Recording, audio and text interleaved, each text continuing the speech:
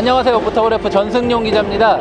저희는 지금 2017 제네바 모터쇼 촬영차 스위스에 와 있습니다. 일단 오전에 현대차 컨퍼런스가 끝나고 지금은 기아차 컨퍼런스가 진행되고 있습니다. 근데 기아차 컨퍼런스에도 사람이 무척 많죠. 오늘 공개될 차종이 국내에서도 기대가 많은 스팅어, 그리고 니로 플러그인 하이브리드, 그리고 국내에는 판매되지 않지만 K5 스포츠 웨건의 하이브리드 모델 등 좋은 모델들이, 관심 있는 모델들이 대거 나옵니다. 네, 지금 막 컨퍼런스가 끝나서 이제 사람들이 아직도 몰려 있습니다. 신형 모닝이죠. 국내에도 뭐 1월달에 나왔는데 해외에서는 피칸토라는 이름으로 출시가 됩니다. 또 특이한 점이 뭐냐면은 여기서는 GT 라인이라고 되어 있죠. 근데 기아차 같은 경우는 국내에는 없지만 해외에는 GT 라인이라고 해서 디자인에 좀 특화된 모델을 판매하고 있습니다. 그리고 GT도 있죠. GT 같은 경우는 뭐 프로시드 GT, 시드 GT 등 약간 퍼포먼스적으로 좀 고성능 모델로 만든 거죠. 이 차는 근데 1.0 터보 엔진이 달린 GT는 아닌 것 같고요. 그냥 디자인적으로 좀 더 신경 쓴 GT 라인인 것 같습니다.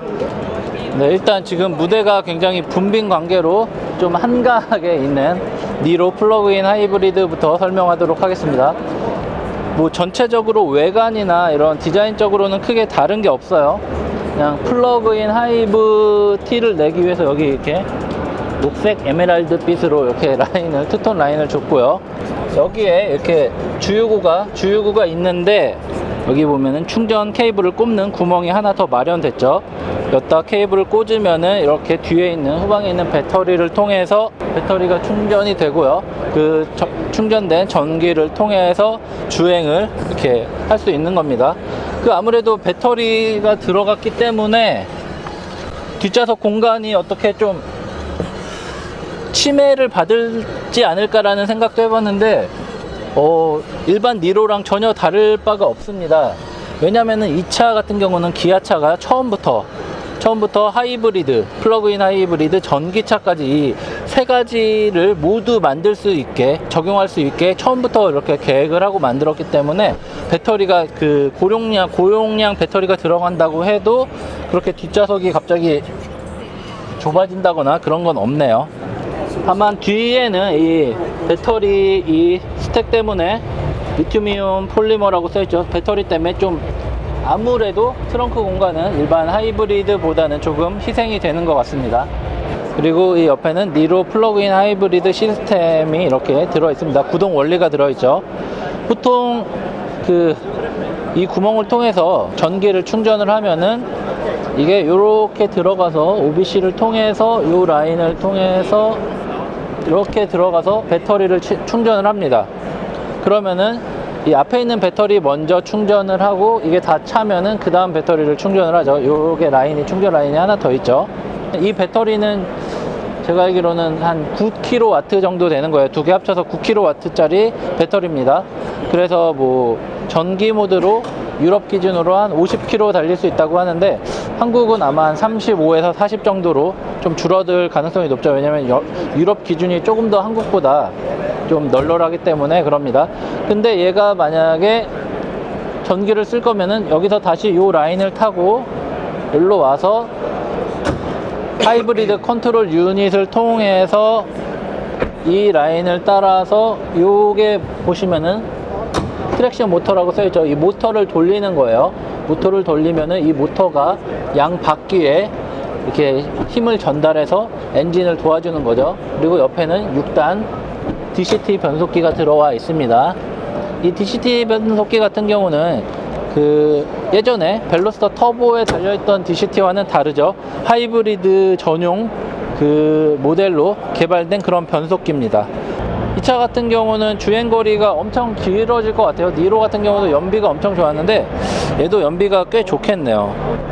그리고 옆에 보시면은 K5 스포츠 웨건의 플러그인 하이브리드 모델이죠. 유럽은 웨건이 정말 잘 팔리는 나라, 웨건의 나라기 때문에 이 작년에 제 기억에는 이 K5 스포트백도 작년 제네바 모터쇼에 공개를 했어요. 그런데 올해 또 1년이 지난 다음에는 플러그인 하이브리드 모델을 이렇게 내놨습니다. 그만큼 이 동시에 웨건과 친환경차 두 가지를 모두 이렇게 공략을 하려고 하는 것도 있고, 저기 보면은 스팅어까지 이렇게 스포티한 모델까지 내놓으면서 뭔가 총체적으로, 뭔가 계획적으로 이렇게 뭔가 딱 짜놓은 듯이 여러 가지 놓치지 않겠다는, 체계적으로 유럽 시장을 공략한다는 그런 생각이 드네요. 지금은 리오입니다. 리오. 국내에도 이게 출시가 될 예정인데요. 하반기로 알려져 있는데, 제가 듣기로는 이 리오 이 해치백 버전, 프라이드입니다. 해치백 버전보다 이 프라이드를 기반으로 만든 그 CUV 모델이 먼저 나올 가능성이 높다고 합니다.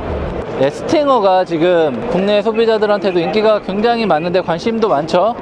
지금 스팅어 같은 경우는 유럽 시장에 디젤 모델이 같이 나왔어요. 미국에서는 2.0 터보와 3.3 트윈 터보, 이 두 가지 모델이 나왔는데, 이번에는 그 디젤까지 추가됐습니다. 이 모델이 디젤인지는 아직 잘 모르겠는데요. 어떤 게 디젤인지 좀 볼게요.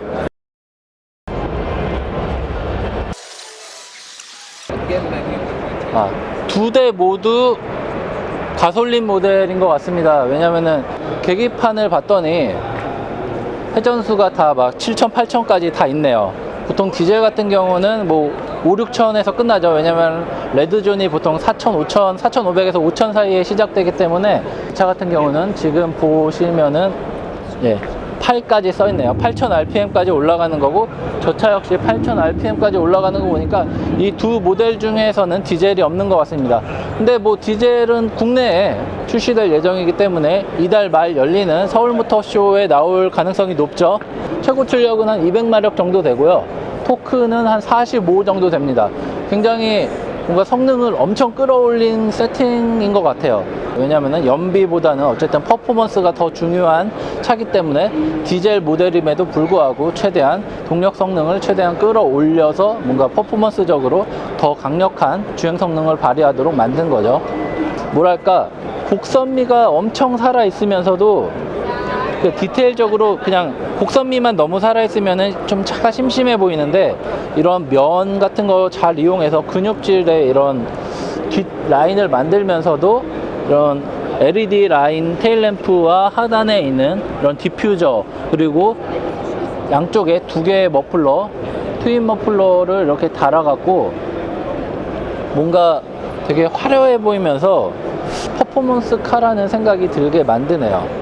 휠하우스도 약간 이렇게 볼륨감을 줘갖고, 보통 이런 거는 되게 머슬카나 스포츠카에서 많이 쓰는 방법인데 볼륨감을 줬습니다. 그리고 이런 캐릭터 라인도 되게 매끈하게 빠져갖고 뭔가 촌스럽지 않아요. 가장 중요한 거는 이 차는 정말 촌스럽게 생기지 않았습니다. 뭐 브레이크 캘리퍼도 빨갛게 칠해놨고요. 여러 가지로 신경 쓴 차라는 생각이 드네요. 이쪽은, 앞쪽은 역시 뚫려 있죠. 이쪽에서 공기가 들어와서 여기 에어 커튼을 통해서 공기가 들어오고, 여기서 생기는 무슨 와류를 줄여주면서 또 여기서 생기는 것도 뒤로 빼주는 여러 가지 공기역학적으로 굉장히 신경을 쓴 겁니다. 초 슈퍼카 같은 경우는 이런 게, 이 구멍이 뚫려 있죠. 왜냐면은 본인의 그 라디에이터를 통해서 바람이 들어가잖아요. 들어가면은 이 구멍을 통해서 나오는 거예요. 그러면서 다운포스를 늘려주는 효과가 있는 겁니다. 바람이 밑으로 들어가면은 어쨌든 이게 차가 붕 뜨는 그 공기 저항을 받을 거 아니에요. 근데 여기로 들어가는 바람을 이쪽에서 올라가는 바람이 눌러주는 역할을 하는 거예요. 그래서 뭐 이렇게 뾰족하게 나와서 공기를 갈라주는 그런 디자인을 많이 쓰는 거죠.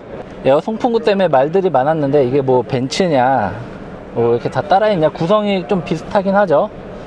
그런데 뭐랄까, 요 느낌 자체는 나쁘지 않네요. 그리고 이 디커 스티어링 휠도 굉장히 좀 극단적으로 잘라놨고요.